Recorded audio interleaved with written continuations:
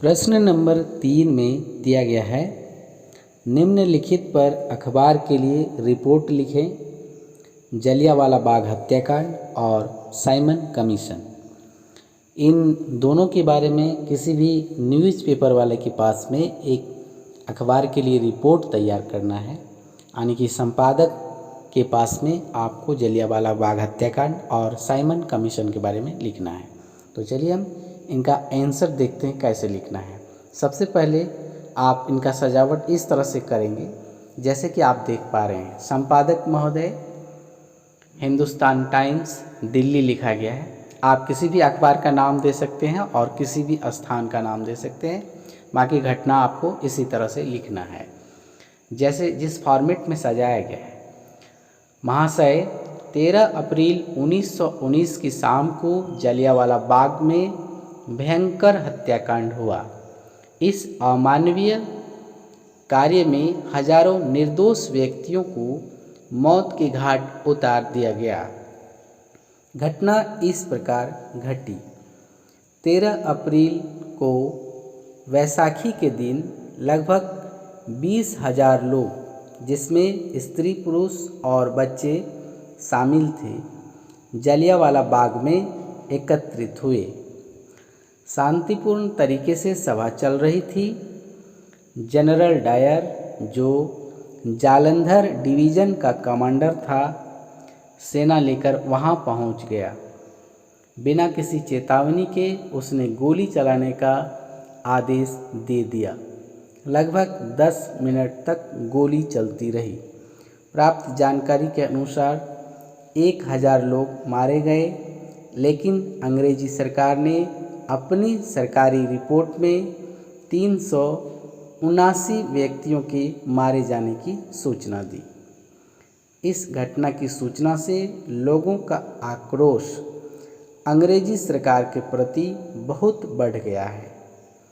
अतः मेरा निवेदन है कि आप इस घटना को अखबार में मुख्य पृष्ठ पर छापें, जिससे न सिर्फ भारतवर्ष में बल्कि विश्व के सभी लोग अंग्रेज़ों के इस कायरतापूर्ण अमानवीय कार्य को जान सके।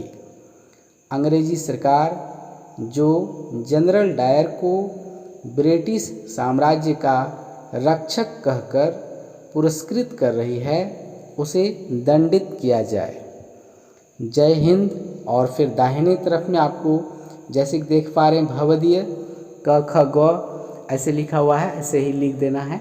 तो आपका जलियांवाला बाग हत्याकांड के लिए एक रिपोर्ट तैयार हो गया।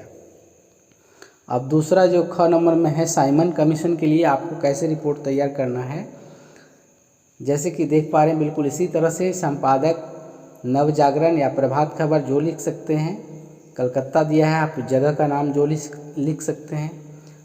फिर आपको लिखना है महोदय, और पैराग्राफ में साइमन कमीशन की रिपोर्ट भारतीयों को संतुष्ट करने का असफल प्रयास रहा। ब्रिटिश सरकार ने सर जॉन साइमन के नेतृत्व में एक वैधानिक आयोग का गठन किया। राष्ट्रवादी आंदोलन के जवाब में गठित किए गए इस आयोग को भारत में संवैधानिक व्यवस्था की कार्यशैली का अध्ययन करना था और उसके बारे में सुझाव देने थे। इस आयोग में एक भी भारतीय सदस्य नहीं था, सारे सदस्य अंग्रेज थे। अतः 1928 में जब साइमन कमीशन भारत पहुंचा, तो उसका स्वागत साइमन कमीशन वापस जाओ या साइमन कमीशन गो बैक के नारों से किया गया।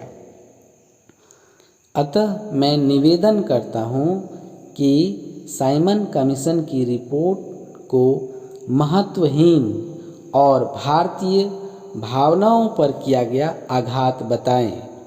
इस खबर को मुख्य पृष्ठ पर छापकर अंग्रेजी सरकार की आलोचना करें। जय हिंद। और फिर दाहिने तरफ में भवदीय ABC या फिर क ख ग लिख देना है। तो साइमन कमीशन के बारे में आपका रिपोर्ट तैयार हो गया। अब प्रश्न नंबर हम 4 देखते हैं। प्रश्न नंबर 4 है, इस अध्याय में दी गई भारत माता की छवि और अध्याय 1 में दी गई जर्मेनिया की छवि की तुलना कीजिए। उत्तर है, जर्मेनिया की छवि जर्मन राष्ट्र की प्रतीक थी, जबकि भारत माता की छवि भारत राष्ट्र की छवि थी। दोनों ही छवियों ने राष्ट्रवादियों को प्रेरित किया, जिन्होंने अपने अपने देशों को एक करने और उदारवादी राष्ट्र का उद्देश्य प्राप्त करने के लिए कार्य किया। लेकिन जर्मेनिया की छवि इस अर्थ में भिन्न है कि भारत माता की छवि के निर्माण में धार्मिक तत्वों को आधार बनाया गया है। भारत माता एक हिंदू देवी के रूप में त्रिशूल और ध्वज लिए खड़ी है। यह धार्मिक गुण एक राष्ट्र की अवधारणा को प्रकट करती है।